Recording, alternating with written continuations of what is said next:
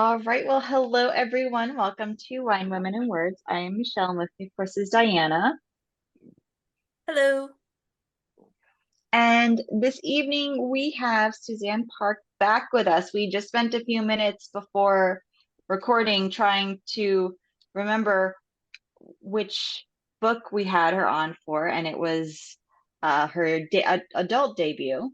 My words are getting stuck in my throat tonight. But tonight we are going to be discussing your most recent novel, which is One Last Word. And thank you so much for coming to hang out with us again. Thank you so much for having me. Last time we had a great time, and I have a good feeling about today. Yes, yes, tonight should be lovely. If our pre-conversation was any kind of hint as to how tonight's going to go, listeners, you are in for a treat. Yes, and we have discovered that we are the three of us combined masters of the tangent. So, who knows where the conversation is going to lead us tonight. But we can start with a synopsis of One Last Word for our listeners who may not be yet familiar with this book. Sounds good. I'll stay on task. So One Last Word follows Sarah Che. She is an app developer, and she creates an app called One Last Word, which allows you to send messages to whomever you want when after you pass away. And when another Sarah Che passes away and her obituary is posted online, our Sarah, her drunkenly drafted messages are sent out in her draft folder, and they're released. And messages are sent to her ex-best friend, her overbearing parents, and her unrequited crush from high school, Harry Shim. And this is all while she's trying to get funding for her new business venture. And she applies to a mentorship program and gets accepted and finds out that her mentor that she's placed with is none other than Harry Shim, who she sent the message to. You just So I am feel like, halfway. oh, sorry. It's going to be one of those nights. You go. Okay, so I'm halfway through the book, and I have to say it is laugh out loud funny. There's not that many books that I've come across where it's like I'm actually laughing out loud at the book, and I've had multiple. I'm about halfway through, so don't worry, guys. There's not gonna be any spoilers tonight. But I'm halfway through the novel, and there's multiple points that I'm like laughing about. There was one, gosh, I can't remember what it was specifically that I was just laughing out loud about. Oh, it was the parents. And everything's allergies. They're not actually sick. That there's nothing actually, wrong with them. It's just their allergies. And I've used that line before, and I've heard that with like dealing with my parents. Oh, it's nothing. It's just allergies. Yes, my parents had COVID and they swore it was allergies. And then after they took their COVID test, they're like, it might still be allergies. So I'm pretty sure I wrote this book around that time where I was like, this is ridiculous. Let me add it to my book. So yes, so there's a lot of that talk in our household where that was definitely from real life. So, inserting comedy into a novel, are there any like special tricks or techniques that a writer should consider when they're trying to make their book funny? Well, one thing that I've learned over time, and this is probably from both my stage experience from doing stand up and writing books, is comedy is very subjective.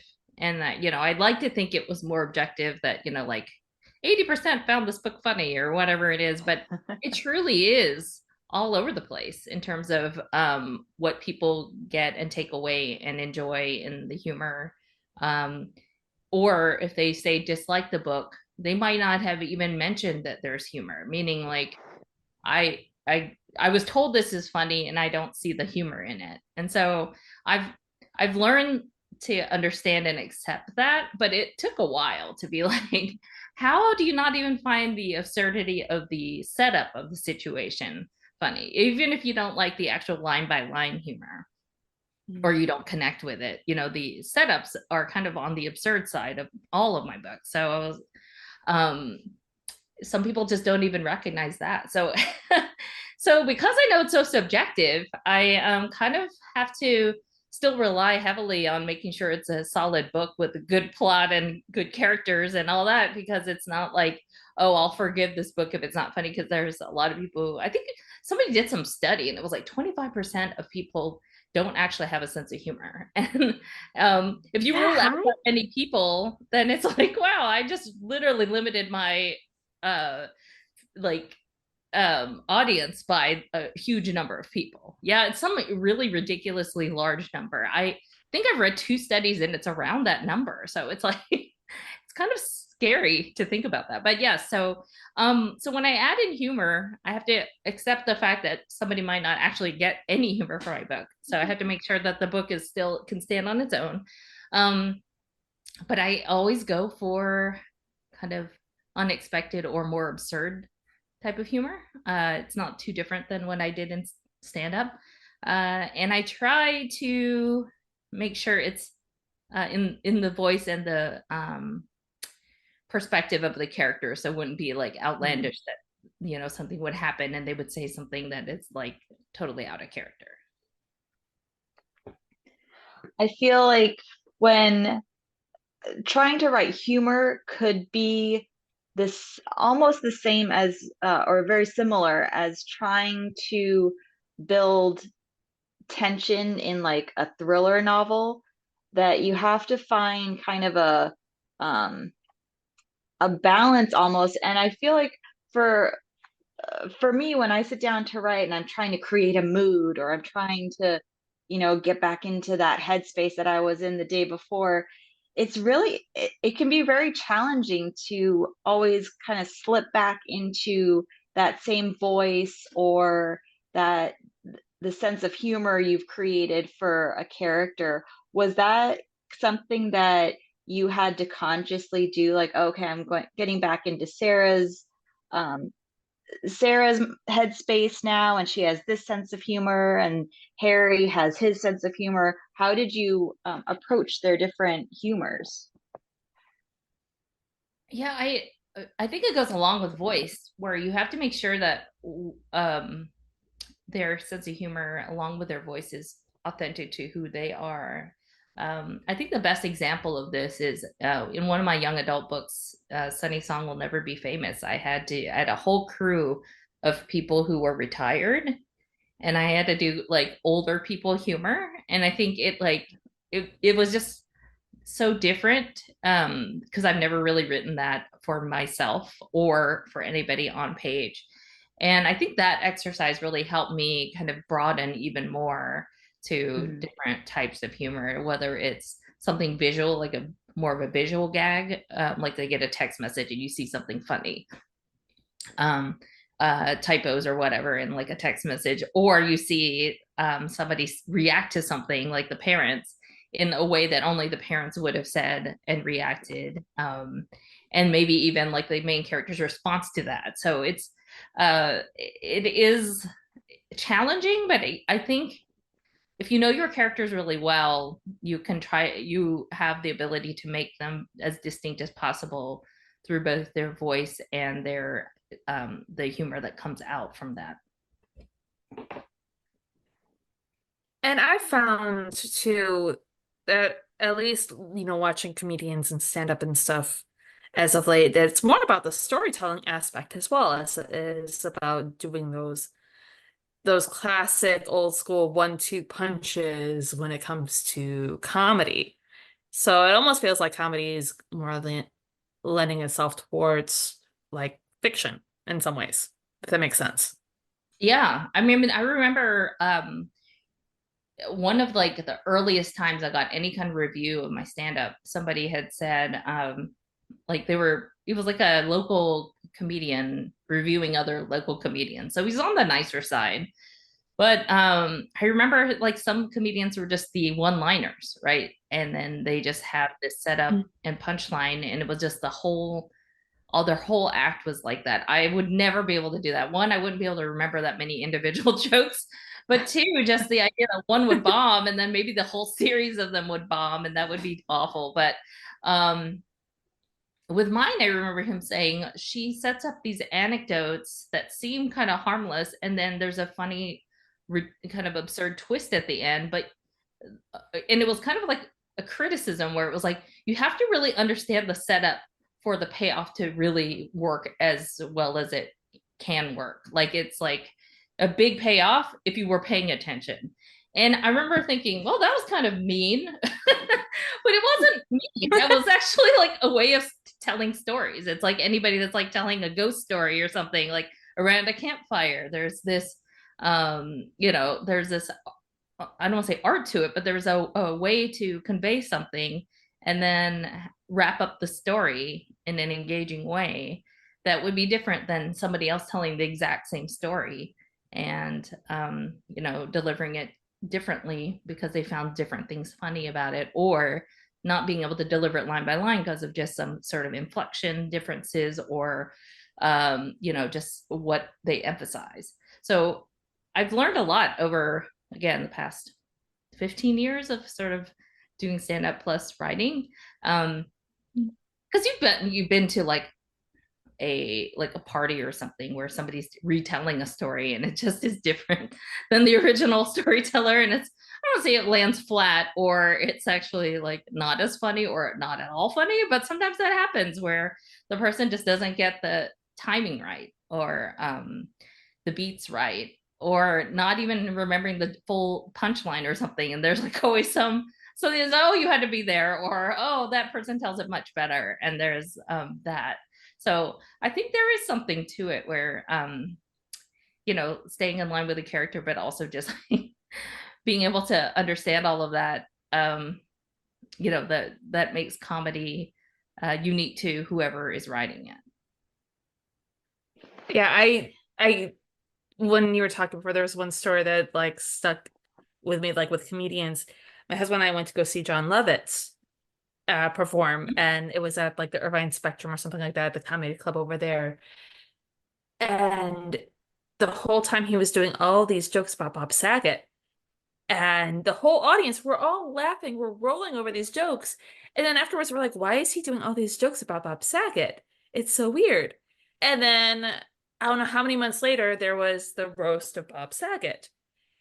And we're watching the show, and it was not only, it was the same jokes that he gave at the comedy store, which we thought, obviously it was a setup for, he was practicing them. But the weird thing was that nobody laughed about the jokes that he did.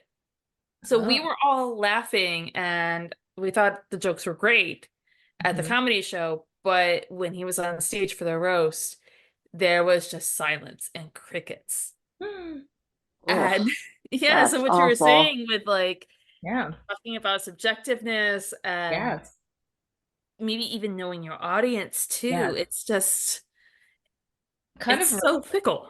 Yes. And I mean, you see all those hosts that you feel so bad for who host the Oscars, where they are funny people, but for whatever reason, that audience with that environment, it's just everything just dies like on stage. It's terrible. And like Steve Martin is a genius, or whatever. You're like, how is this not going well? Even if they have all these joke writers on it and they have time to refine it or whatever. It's Joe always Coy being the last one, that last one where he had the joke writers and he was hosting it and he did those jokes and everybody was just appalled by them. Yes. So it's like you just really, I mean, it gets, you're right with, you have to know your audience. I remember for this book, for One Last Word, I decided to go kind of on a tour de South. I went into a few southern cities and states, and wanted to just try something different. I think for this book, I feel like maybe it was the pandemic, but it kind of got me like housebound and kind of comfortable, like not doing a lot of virtual things. And I was like, I need to just go out there more. And let me try that with this book. So met new people and did all this stuff. But I remember for the particular tour I was on, I ended up having to do more like, I don't know if it's presentations, but like talks, like at the beginning, like a 20 to 40 minute stand there and do like a monologue basically. And it was not like super high pressure intense where I had to have everything memorized and pre-approved or anything. It was very much so like I could talk about whatever I wanted. So I could talk about how I became a writer, like the process for figuring out how to write this book, and whatever I could talk about that was kind of related to comedy. I'm sorry, into writing. And I told my husband, I was like, I think I'm going to do some stand-up jokes. And he was like, sure. So I was telling him which ones I wanted to do, and he thought that was a good fit because there's certain jokes that just are more you get to know my personality pretty quickly, or in this case it was also like fit for this audience. I knew kind of the demographic a little bit by looking at the Instagram photos of these particular bookstores and then looking at the pictures of who's in the audience, so I knew which jokes I know go well with certain demographics. So I did 5 minutes at each stop, not the first one but all the other ones, and it went really well. It kind of warmed up the crowd, and then it became me talking about the writing process and publishing, and then opened it for Q&A. And it was just very much a way to have the audience instantly know what my book will be like because of how my comedy, like just how it's portrayed like through a microphone. That's fun. That's funny. Yeah, it was different.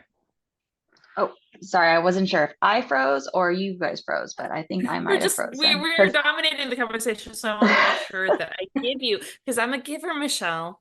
I want to make sure you have some time to be able to speak as well. I appreciate that. Thank you. So I know the concept of ghosting comes up, and it's so funny when Diana was making the questions for tonight and I was reading them over. I remember when I learned what ghosting meant, and that just made me think of all of like the new slang that kids are using. I was like, I just learned ghosting, and now I'm gonna have to learn all these new words that I don't understand. You just learned ghosting?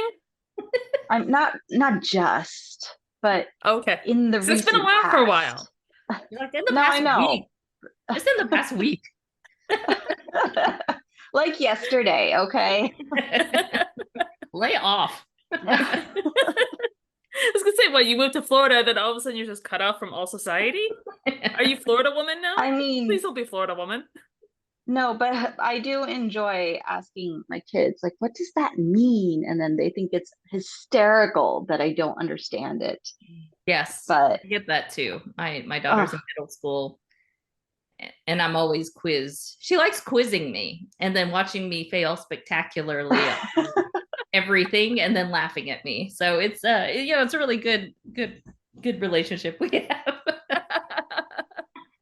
And then sometimes I use it to make her really embarrassed, and then I was like, well, that's what you get for sharing these words with me, which I will overuse to the point 100%. Beg me not to say in front of your friends. 100%. My kids they don't use them regularly, but like I'll hear them, just out and about, and I'll ask them, do you know what this means? And I'm like, Mom, that means this. And then I use them in a sentence, and they're like, but don't do that. Yes. but why? Is that cringe? See? My daughter especially likes it when I put like the in front of something where it's even worse. It's like, oh, do you have the Riz? And she's like, stop saying that! Like, look, that's my own slang. You're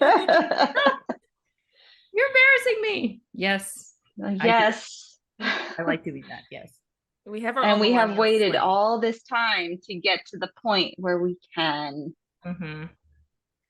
Whenever we have whenever my daughter has events at performances, award ceremonies, whatever, my husband and I, we sit in the front on purpose. We get there and we sit in the very front, and as soon as they start walking in, because they come in from the back of the cafeteria, and I have to turn on my camera for this because you have to get the full effect. As soon as my husband sees her class start walking in, he will sit up as straight as he can and wave and be like, Lily, Lily, hi, Lily. And she just like, Yes. she dies every time, but I think she secretly likes it. But anyway, that's not what we're here to talk about. We're here to talk about ghosting. That was tangent number 1. Yes. Or technically it's a tangent number 2 because we talked a lot about comedy too. We kind Yes, of went that's off on a true. comedy tangent. So it's Yeah. Okay, tangent number so 2. I wasn't even the first. No. So we talk, or you talk about ghosting in the book, and how Sarah was ghosted by a friend. When that still, the loss of a friendship, especially like a best friend, that kind of loss hits really hard, and sometimes even harder than the loss of a romantic relationship. And it's grief. You go through, like, you grieve the friendship that you lost. Can you talk about what kind of went into crafting that storyline for Sarah? I think for her, I wanted her to go through a lot of things that I think people actually go through as adults. So, it's like an ultimate adulting book. Um, Sometimes you drift apart from a friend, or there's the quote, I guess, what happens as ghosting, where one person is just sort of left confused because the other person is not responding. And both of those are, even if it is drifting, sometimes it's met with some loss too, because it's somebody they used to spend time with. And um, but with this particular one, I remember I was talking to somebody in my writers group, and she, when I had mentioned that I was going to include ghosting and I had an early scene of this, she told me that she had actually been ghosted by somebody close to her, and she didn't know what had happened exactly, um, and wanted to know what she did. Like, even if she's saying, like, can we talk, sending messages or leaving voicemails, can we talk, can you tell me what I did, all those things, they just were unanswered. So her big regret was like, I just wish we could just talk one more time and she could just tell me what I did wrong. I don't know if we're friends or not, but I just need that closure.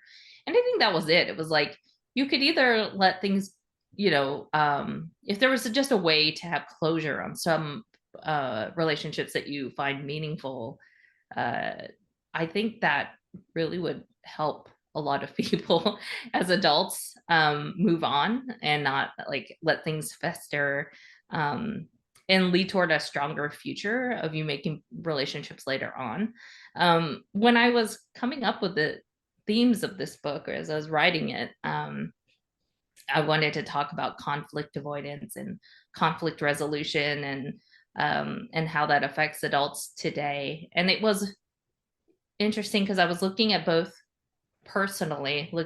like how a psychologist or like therapist or whatever would see it from a personal standpoint, a personal relationship standpoint, but also from a work standpoint. I was looking at Forbes magazine and psychology, journalists that were talking about conflict in the workplace and having difficult conversations to move your agenda forward, and like how to deal with a difficult boss and how to deal with challenging coworkers. And it was just all coming back to communication and avoidance and resolution, and how to go about starting that communication. And I feel like that is something that a lot of people can relate to, especially during and after the pandemic, where you kind of lost contact with people, and almost when you're back in kind of a working situation, or even just dealing with people more intimately now, it's hard to like get back in there and do everything you're supposed to. So I think it was just related to that, where I had a friend that kind of initiated the idea and the thought behind it, and then started doing a deep dive into research around the psychology and the communication strategies around how to resolve that. So at the end of the book, without spoilers, you do see conversations being had, and relationships moving forward, and it might not be perfect and like this picture perfect, like everything's wonderful and packaged in a pretty bow, but it is definitely where Sarah wants her life to be later on.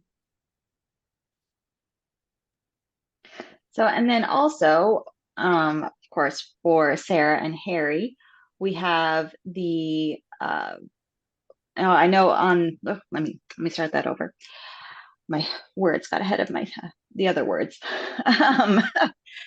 So I know we've talked a lot about, not tonight, but on the podcast in general, we've talked a lot about the enemies to lovers trope, which is very popular, but we also do love second chance romance, which is kind of what we have with with this story. What is that kind of your favorite romance trope to explore, or what is different about writing a second chance romance storyline versus, I mean, the obvious, like they liked each other at some point, even though they don't like each other now, instead of starting out as enemies? Oh, I had to push through that question. I don't know where that was going. I end up writing tropes or I guess offshoots of tropes without realizing it sometimes. So I remember when I turned in like my last book, it was The Do-Over, and it was about a woman who had to go back to college to finish her degree because she finds out during a job application process that she didn't actually get all her credits, and they red flagged her. I remember when I turned it in, my editor had read it and she said, "Oh, I love a second chance fish out of water story." And I was like, "Yeah, that I do too." So I think with my storytelling, I don't like go in there going, "This is this thing," and check box all the way through. I think because it's a genre blend of usually romance meeting something else, whether it's women's fiction, book club fiction, or upmarket, or whatever you want to, contemporary fiction. It's never like a pure thing. So I always have some mashups. So for this one, in the past, I've explored rivals to lovers and enemies to lovers, as well as second chance, and friends to lovers as well, childhood friends to lovers. I think for this particular book, I've focused on it's like unrequited love. So it's more, I would say it was more of a friends to lovers for this one, even though, again, try not to spoil too much, but there were feelings back in high school, I think, between the two that were never explored. And so, and I think both sides recognized that, but didn't do anything about it. So there's definitely that lingering all the way through the story of, we know you guys are like really suited for each other, and it's a shame nothing happened back then, but you hear from his side later on what was going on. So for me, I would say I like a lot of them because they're all fun to write. I think the most I think the one that I like reading the most is probably Rivals or Enemies to Lovers, just because I find those really, like, the banter really great for those and kind of funny. If it's done well, it's like perfection. But I would say that that's probably the best. And I do love my grumpy sunshine combination. I considered, when I was doing the questions for this, I considered it second chance, like, because you could see that there's that unrequited relationships and whatnot. And I'm writing and working on a novel right now, and I've got friends to lovers as a trope, and I kind of sought that out as a trope because I had these characters set up, and I'm like, okay, I want this to be the end game at the end. Mm-hmm. And I feel like out of all of the tropes, because I've written books where you have the second chance, and I've done the instant attraction. I haven't quite had the enemies to lovers yet, but give me Mhm. time. But so far, I found that the friends to lovers is the hardest trope within that romance genre to write, in my opinion. I think when you write that one, you have to answer the question, why now? Mhm. And when it's, you have to have a good reason, or people will be like, that was, there's reasons why people automatically like DNF a book, and miscommunication is one of them. And like, you have to know, like, you have to be able to have a really solid reason why these two could not be together at some point, whether it's, they were in different relationships or whatever. But it's a hard one too, because you have to also show chemistry on page, and if they're friends before, it has to be both sides. So it's like there's a lot of things you have to decide and build on from the start, that I think is harder than other tropes, because it's a few different layers and levels that you have to overcome by the end for them to have their happy ever after and it be earned. Yes. Right. That's true. That's a good point, that you have, it can't just be like, and now we're going to be lovers. We're Yeah. done being friends. We're we're transitioning over to the lovers era of our Yes. relationship. Sometimes You it have to can have you have to have a why. yes, sometimes it can be muddled with other tropes too. Like, you could be friends to lovers, and then it would be like, oh, but we wanted a fake date, and now we realize we love each other. And like, so there's Right. another trope that's sort of more prominent, even though the undercurrent is underlying trope is friends. So yeah, I think it's just a harder one to flesh out. It'd be a pure trope by itself. So I know tonight has basically been a masterclass about writing, and we As the always questions that I write usually are, when I write the questions, 9 times out of 10, it's just focused on the writing. We just have it's just one long masterclass, which I am not upset about. And I'm sure Suzanne no, is not upset I, about either, because I mean, we're talking about the book and we're also talking about writing. Two Mhm. of our favorite things, really, when Yes. it comes down to it. Yes. all relevant conversation. Mhm. Um, but we also like to ask our authors what you've been reading lately. If there have been any books that you've just absolutely loved, because we need more books to put on our TBR list. I really should It's have true. anticipated this question. I, for some reason, am having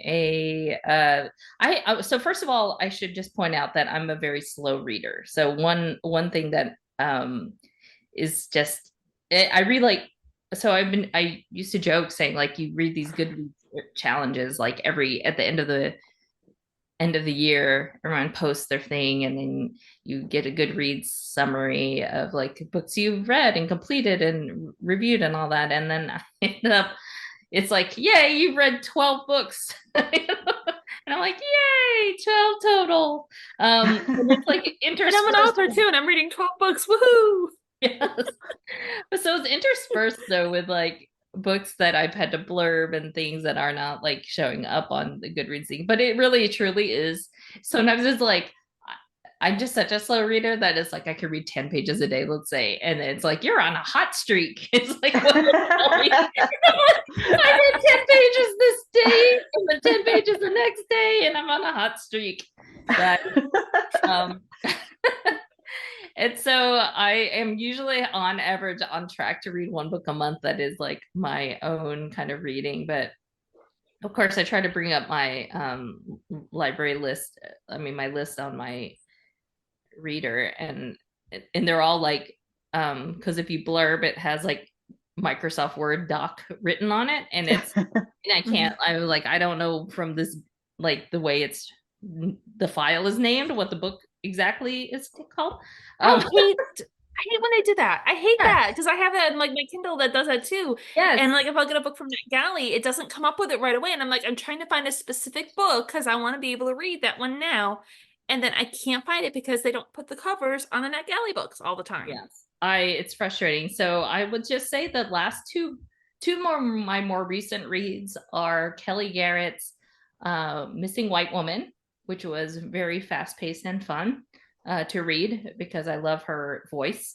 And then Jenna Levine has these vampire rom-coms that are delightfully funny. And I'll say that that's I let her know when I saw her for the very first time in Nashville when I was there for an event. And I saw her and I said, "Oh, just so you know, I'm a fan of your books. I just wanted you to know." Because her books are very well written and they're very amusing. So like if you want a good laugh, because they're about, the first one is called My Roommate is a Vampire. And I'll just talk about that one you can read now. The other one I blurbed out. It's My Vampire Plus One, and that's a whole other funny fake dating thing. But that one's out, I think, this fall. But the one that's available now, My Room is a Vampire. Just picture like somebody that is from another time being thrown into today's society and how they react. And she leaves it all in there. So it's like this person has clothes from another era, and then he has to go shopping at Nordstrom. Like it's so absurd, but of course, like she goes all the way through all of the things that how food is packaged. It's just like everything is new to him. So it's as if like it's like an alien, coming and having to explore society. So I appreciated that about her, that she was able to find the humor in today's society by showing it through his eyes. So that's what I would say. What about you all? Reading anything good? Well, I am currently reading One Last Chance. One Last Choice. Did I have it right the first time? One Last Chance. Yes. One Last Word. One Last Word. Thank you. Because thank you. Yeah, I don't even know what book I'm reading right now. There's so many. But yeah, I'm currently reading it. I'm about halfway through. See, here's the thing about being a writer, and also like reading is very important to our craft. But yet we have so much that's thrown on us as writers, from having to do working on our next project to if we're doing research, and then social media, and all of that just kind of like feeds into it. And sometimes it feels like you're having to struggle to be able to read, to like sit down and have like quiet time to read. And I'm finding what ends up happening, especially with the podcast, where we're reading everything every week, is that by December, we take a break and I spend the month finishing all the books from the podcast that I don't get a chance to finish because I have to keep reading other books. Yeah. So I have lots of half-finished books, but I am going to finish One Last Word because I get you to come to my book club next month. So I'll have it finished at least by next month. Yes. We can continue our conversation about Oscar hosts and John Lovett and and Bob Saget. We'll just continue. We'll totally continue. And I'm sure there's probably going to be some Roger discussion within it too. Yes. Yeah, for sure. Michelle, what are you reading? Since I already took over the conversation. I started listening to A Quantum Love Story by Mike Chen this morning, and I am halfway through, but I was listening at like 1.5 speed fast. and doing lots of laundry and walking my dog. But I absolutely love it. I've discovered that if it's time travel or space opera, I am there for it. So, and this has, I don't even know what trope it would be, because they didn't know the time travel trope. Is that a trope? Like time travel? I think so. I mean, So it's the time travel trope. But it's really good and it's really fun, and I have a great admiration for science fiction. Well, for any writers really, but for science fiction, you have to make the science sound like it would work, which is very impressive. It's always interesting to me that they have grouped science fiction and fantasy together as to me not very strongly related. If you take the extremes of either, they really don't have any Venn diagram like overlap. It's always confusing to me. It's like, was it a shelf space problem? Or Like I We kind don't of know get where to mystery put thriller. these two. I get We'll mystery just put them thriller. together. Yeah. But that one I've never really, and then the fact that they abbreviate it as SFF, I'm like, that really does combine it. It's not like, yeah. So I'm always interested in that. My husband reads a lot of science fiction, but does not read fantasy. And I end up watching a lot of science fiction and watching a lot of fantasy like movies and stuff, but I would never combine the two. Like they seem very different to me. They are like I love watching science fiction, but I'm not a fan of science fiction books. That's Mm. just not a genre I'm really into. I've had so many people try to push the sci-fi on me. In fact, I kind of did a weird experiment, turned into kind of an experiment on Twitter back in the day before it was X and this total hellscape that it is now. And I couldn't decide between like three different books that I wanted to read. And I put the three, and there was a poll, and it was just tell me which books I think I should read. And there were people who put the books in the poll, and mind you, none of them were science fiction. Not a Mhm. single one science fiction, not a single one fantasy. They were all mostly historical fiction. But in the comments underneath, I had a whole series of men telling me what books I should read, and they were all science fiction. All of them. Interesting. Yeah, Hmm. and it was just like I wanted people's opinions about what I should read next. And not a single one of I did not even ask No. science fiction. And especially when you read, it's just like I feel like this is also like a communications thing that Mhm. going back down to like the slight discussion we had on the communications breakdown.